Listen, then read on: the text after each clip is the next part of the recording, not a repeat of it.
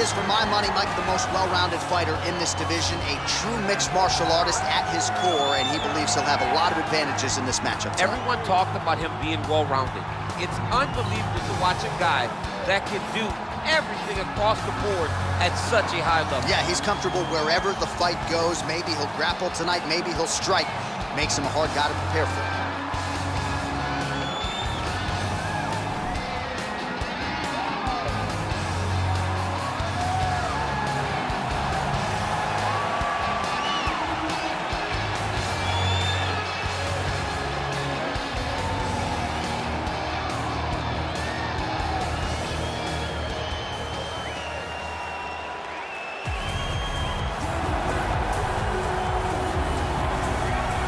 Well, if you're looking for one fighter in an alley to save your life, you could probably do worse than this man as we welcome back the UFC middleweight contender, Paulo Costa. A lot of people think his ceiling is championship and that eventually this man will be the undisputed UFC middleweight title holder.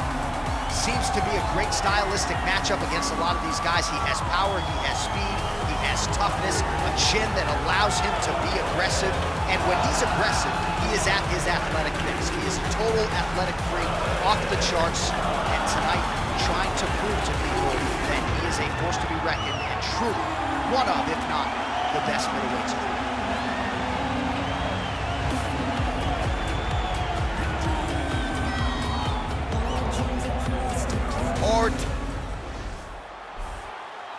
You ready? You ready? All right, so here we go with the start of this fight. I'm anxious, man. What a matchup it is, and it's going to be interesting. And it's going to be interesting to see who has the upper hand early. It's going to be difficult to find out how this plays out, right? Striker versus well-rounded fighter. Who's going to be the one that's going to control where this fight takes place? Big punch lands over the top. How's he going to follow this one up? Well, perhaps a sign of things to come as he lands. By this gentleman. I mean, can you imagine having a reach advantage like this? What a luxury. It's a luxury. I've never had one over the course of my entire career. But fighting guys that are taller, you struggle whenever they are very aware of such a massive advantage. This guy is going to try and use this tonight. All right, he's trying to control posture here. Now trying to hip escape. He's just trying to move out of this position up the bottom. Strong bottom work here, staying busy. Oh, watch guillotine here.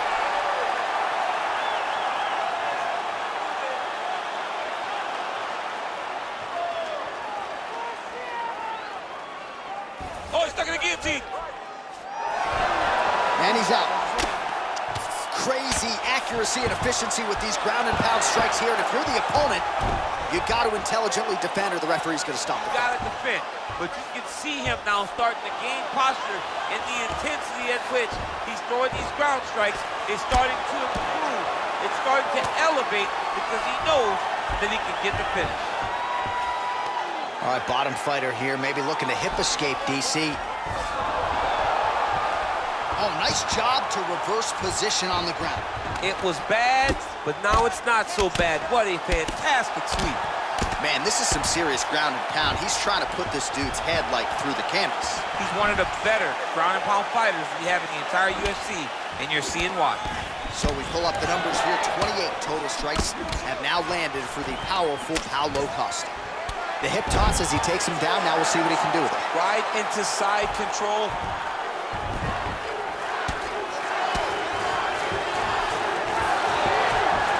All right, he's got side control here, DC. You know, he's got a lot of different submissions in his arsenal once this fight gets to the ground. Under a minute now to go in this one.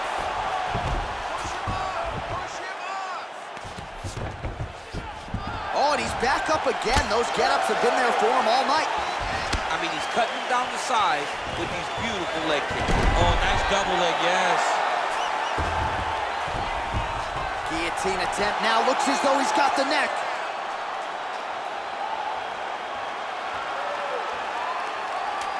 Oh, nice guillotine there. Oh, and there's the horn at the end of the round. So the fighter was really caught in a submission there just as the horn sounded. Safe to say he was saved by the bell there. So back to the stools they go. 60 seconds to recover here. We're gonna fight on, ladies and gentlemen. Another round coming up. All right, now we take a look back at some of the action in that previous round, DC. A lot to like on both sides, really. I mean, both were intent on going forward. And what happens when nobody wants to take a step back? They meet in the middle.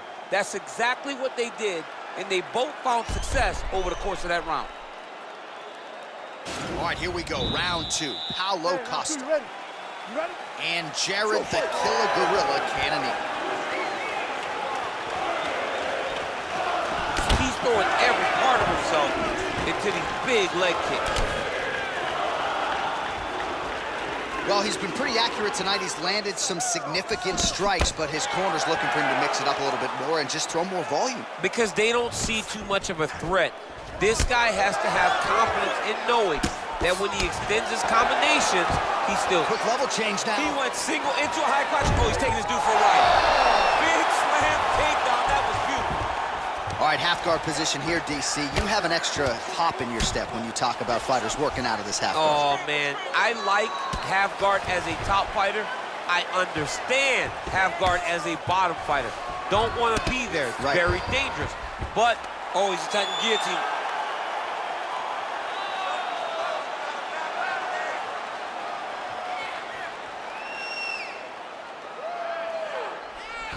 Watch guillotine. Then he's out. Oh, tagged him with that right hand. What a strike that was. What a strike. Oh, good entry there to take the fight to the grappling realm. Now we'll see what he can do from here, champ. This is exactly where he wants to be. Look for him to try to use ground and pound to open up submission opportunities.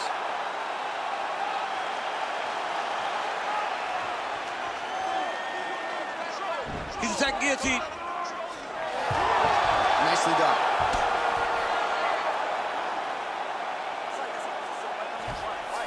All right, so inside the open guard of his opponent. You got to be careful playing around for too long here on the ground with this guy.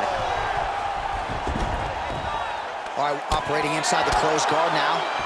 Well, these are some excellent ground and pound strikes here, DC. There's an efficiency with which he operates in these situations. He knows exactly when to throw, exactly when to hold, and it's allowing him to really control the grappling aspect of the fight. There's a song there, right? Know when to hold him, know when to fold him. Yep, There you go. absolutely.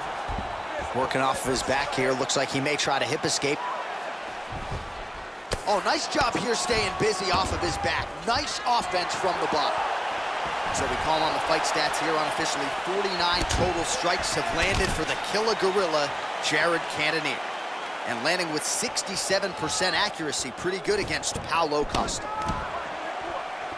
Well, a really good second round for him thus far. After a somewhat lackluster first round, he has found the rhythm and found his striking range. Scary proposition for the opponent now here in round two. 20 seconds to go, round two. Over and over, he's landing these big body kicks. Big punch land. Ooh. 2 rounds in the books. Wait.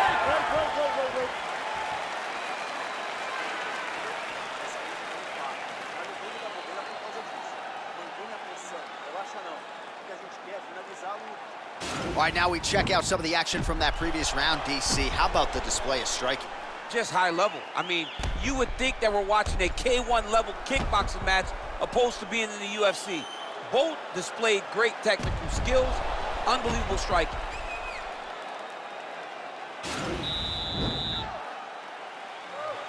You ready? Third and final round. Oh, really using his reach advantage there with that land, DC. Punch coming, it's blocked.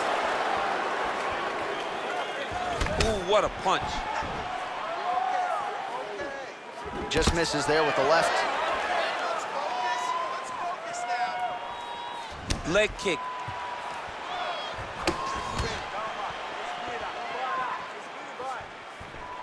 So we call on the fight stats here, DC. 62 total strikes have landed for Jared Cannonier. Well, you've got to admire the accuracy and the efficiency as well, landing at a 63% clip thus far against Paulo Costa.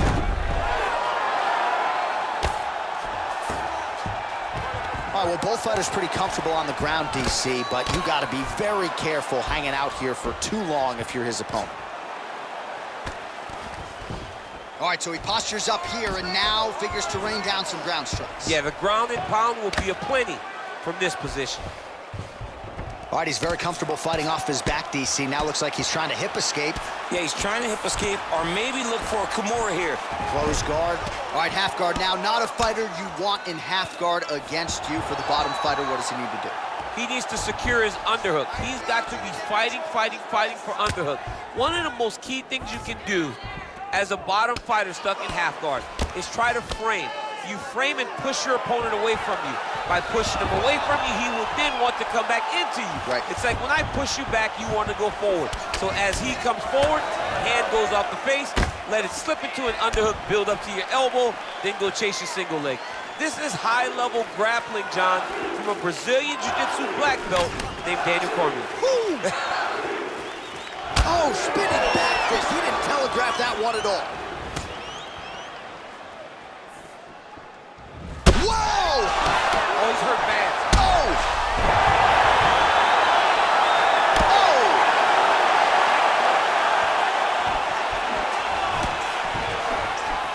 Well, it's all pace and pressure down the stretch. He is really lighting him up now. What a punch. Judo throw. Let's see if he can capitalize and lock up himself. You got to try to find whether or not you're going to land ground and pound here or if you're going to go to submission. Well, he's in a compromising spot here, DC. You got to figure out a way to get back to your feet. A lot of top pressure being applied here as he works out of side control. All right, side control now. We'll see if he can advance position. Well, there are few things more fun to watch in mixed martial arts than these type of transitions and scrambles on the ground. High-level grappling can really be entertaining. All right, so a close fight goes the distance here tonight, DC. I know you're not a judge, but any lean to one fighter or the other? I mean, when I watched the fight, I believe that he did enough. But when these fights are this close, it's razor thin. You don't know what the judges are seeing. I think he did enough. I think it was the striking advantage that he showed that should get him the victory, but we shall see. Ladies and gentlemen, after 3 rounds, we go to the judges' scorecards for a decision. For the winner by split decision, Paulo Wow, so there he is, your winner by the narrowest of margins. Only 3 scorecards in the world matter. 2 of them thought he would. I mean, you could